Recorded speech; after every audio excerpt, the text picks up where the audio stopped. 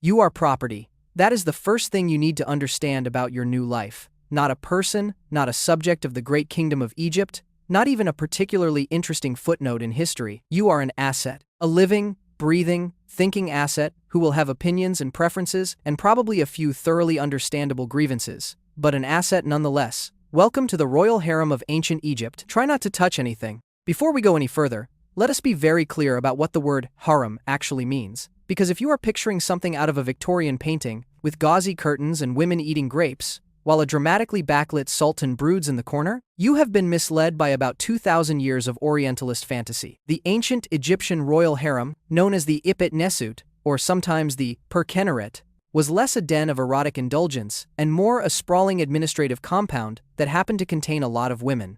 Think less, Scheherazade's pleasure palace and more, a very well-funded semi-enclosed government department, with perfume, and politics. A genuinely lethal amount of politics. How you got here, the path that brought you to this place was, almost certainly, not a pleasant one.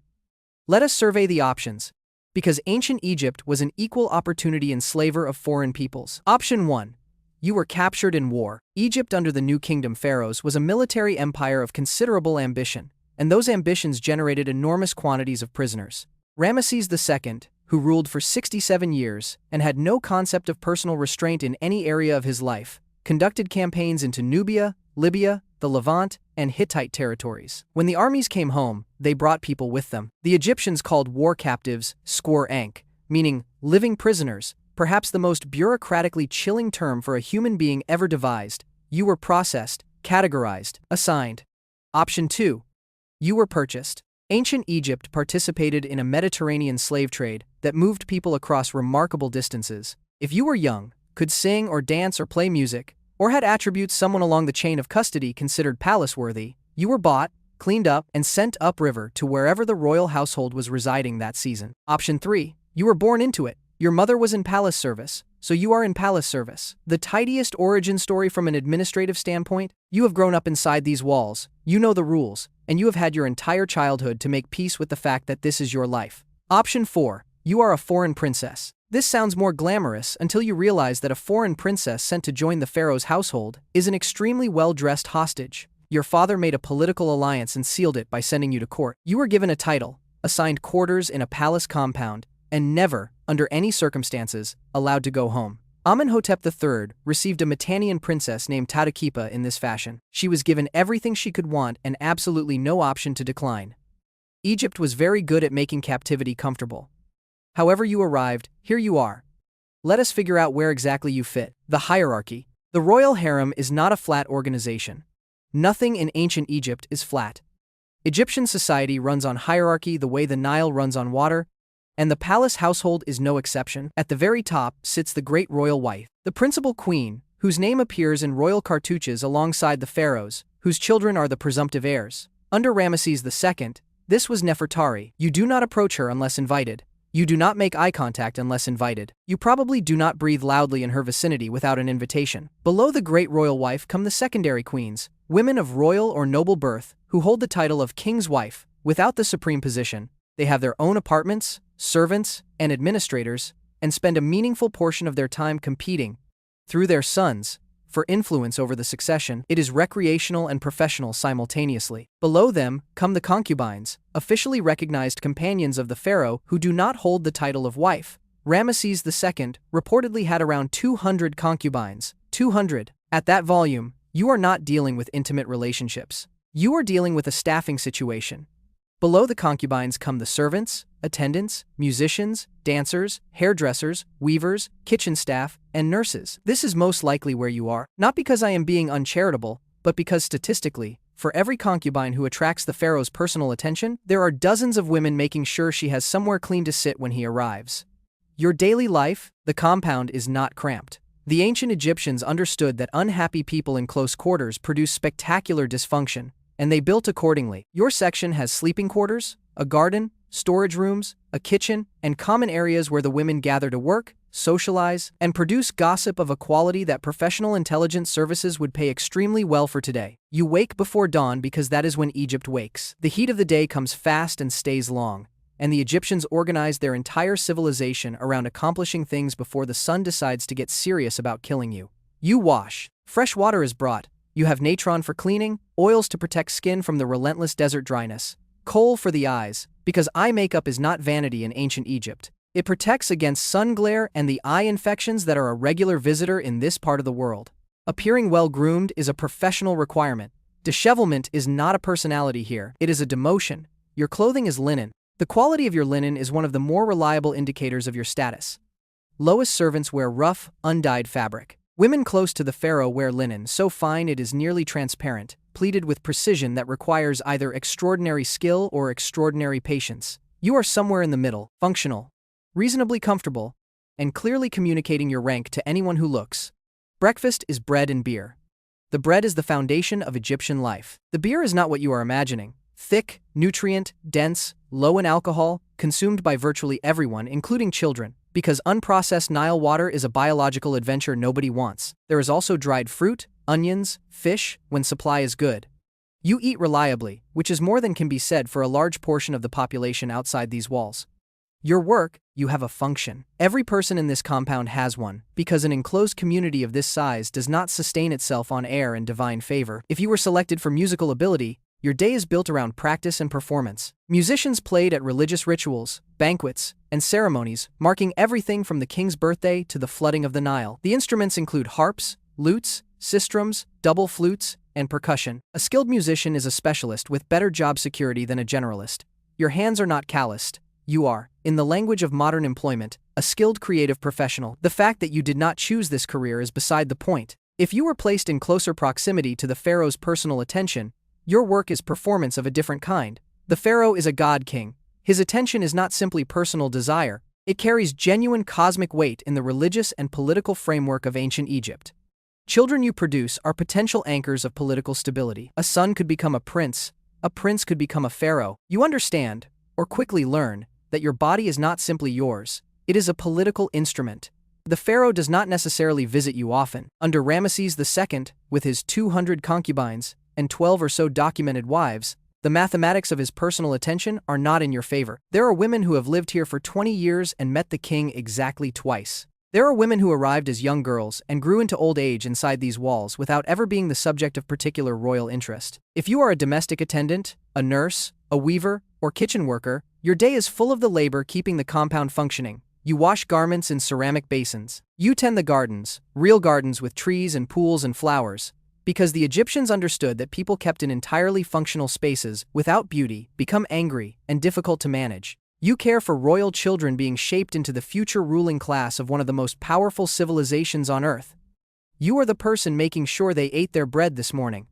The pharaoh himself, at some point, you will see him, maybe often, maybe rarely, maybe once and never again. The pharaoh is simultaneously more and less than you expect. He is more because the spectacle of Egyptian royal presentation is genuinely overwhelming. When Ramesses II appeared in formal ceremony, he wore the double crown representing Upper and Lower Egypt, the crook and flail of divine authority, a kilt of pleated white linen, and a broad usek collar of gold and faience that probably caused neck problems. He was attended by fans, priests, and soldiers.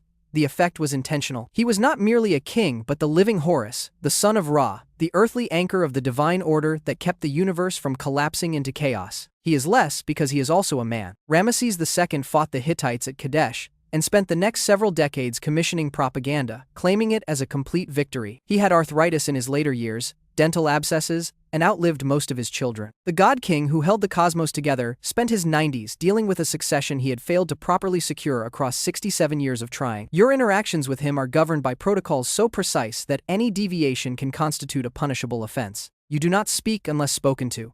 You do not stand when you should kneel. You do not meet his eyes with the casualness of an equal. The hierarchy defining your position exists everywhere, at all times, enforced by the genuine belief of everyone around you that some humans are closer to the divine than others, and this proximity must be respected. The political dimension. Here is where things get interesting. Here interesting means dangerous. The royal harem is not a politically neutral space. It is one of the most politically charged environments in the ancient world, because every woman who has produced a son is also the mother of a potential pharaoh. Every woman who wants to produce a son has excellent motivation to make other women's sons less viable candidates. The politics of succession are vicious, creative, and frequently fatal. The royal harem gives those politics a venue, a population, and plenty of time to develop. The most famous example went very badly in the reign of Ramesses III.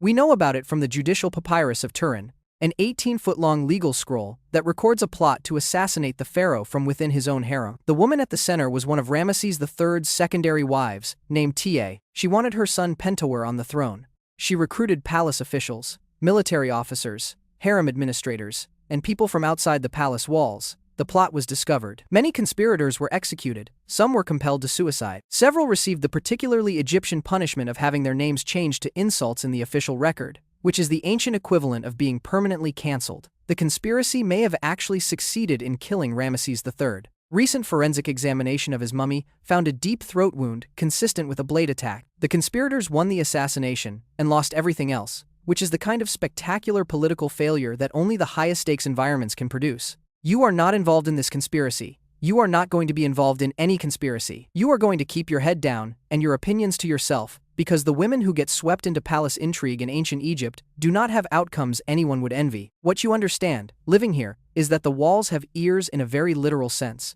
Officials exist specifically to administer and surveil this compound. Information flows in ways that are not always visible to you. Someone is always watching. This is not paranoia. This is the correct reading of your environment, your soul in this place. You are not allowed to be only a body here.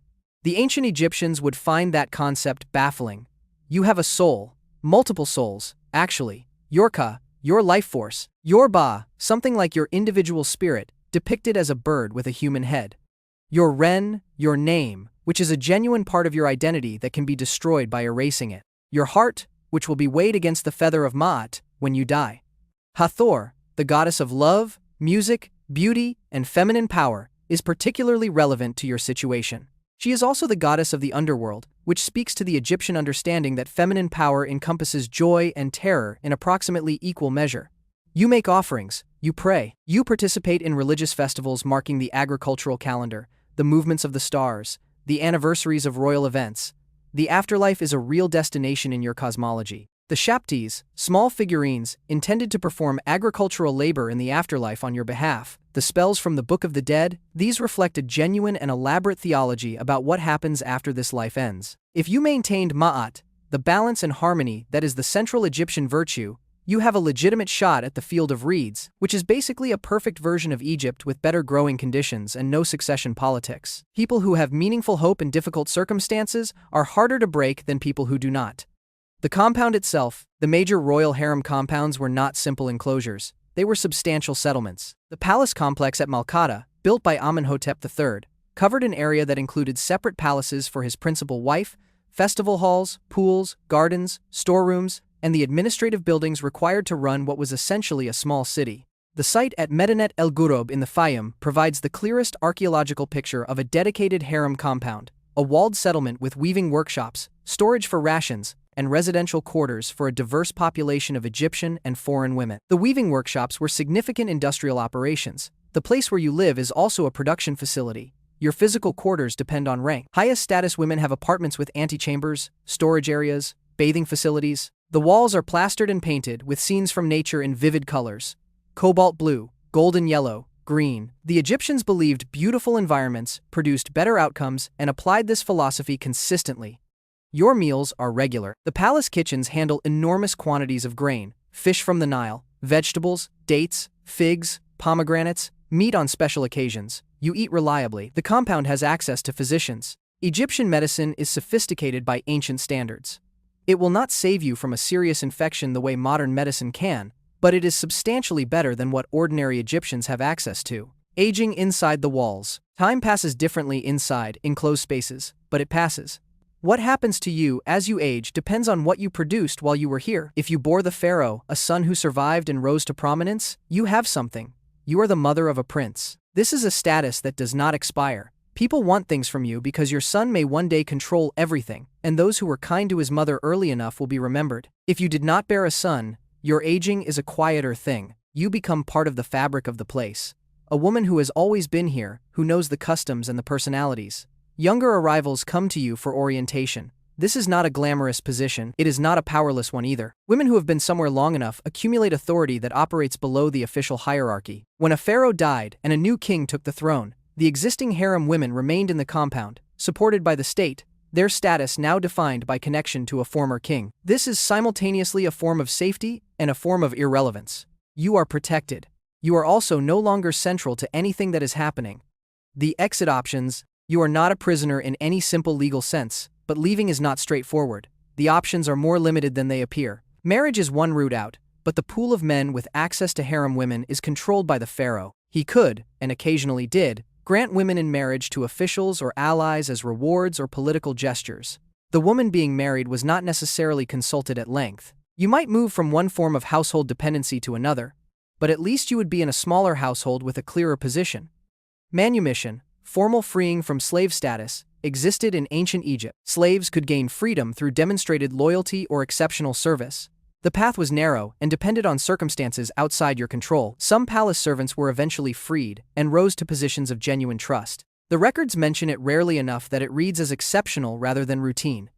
Death is, as always, the most reliable exit. In the context of ancient Egyptian belief, this is genuinely not meant to sound grim. The field of reeds is waiting. If you maintained ma'at through an unreasonable situation with even reasonable ethical care, dying is not the end of your story. It is the beginning of a significantly better chapter, with much better weather and no succession politics. What Egypt thought it was doing. The Egyptians did not think of the royal harem in the terms we might use today. They were not, in their own view, running a system of exploitation dressed in administrative language. They were maintaining the royal household in the manner appropriate to a god-king, ensuring dynastic continuity, managing the complex web of political alliances that foreign marriages created. That framework does not make your situation comfortable, or just by any standard applied from outside it. But the people who built and ran this institution were not thinking of themselves as villains. They were administrators of an essential royal function. The distance between "this is a necessary institution" and "this requires the subordination of hundreds of women's choices" was not a distance the ancient Egyptians were equipped to see, partly because their cultural framework lacked the conceptual tools, and partly because institutions that benefit their operators are rarely examined with uncomfortable honesty by those operators. The women of the royal harem were not without agency. They made choices within available constraints. They formed relationships, created hierarchies, raised children, created music and textiles, navigated one of the most treacherous political environments on earth. Some shaped history directly. The mothers of pharaohs were often actively involved in making that happen. The woman who orchestrated the harem conspiracy failed, but she failed at something enormously difficult, requiring substantial capability to even attempt.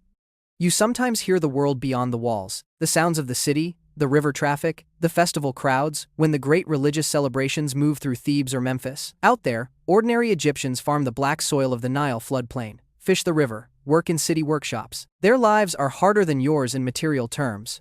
They face hunger when the flood is insufficient. They face conscription into the labor gangs that build the monuments you can see from the upper story of your quarters. Their lives are freer in ways that matter. They can walk out of their houses. They can go home. You live in extraordinary material circumstances, inside extraordinary personal constraints. The trade-off is real, and nobody asked you to make it. Egypt made that calculation for you. What remains? You will not leave records of your own.